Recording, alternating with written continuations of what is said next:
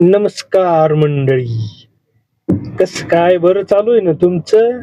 हा, असंच चालू द्या. आमच्या इथं आज जरा बरंच चालू आहे. निघालोय सकाळ सकाळ मुंबईला, जायचे पालघरला गाडी खाली करायला. तर म्हंटल चला सकाळ सकाळ जरा व्हिडिओ काढू. नजारा जरा बराच वाटलंय. हं?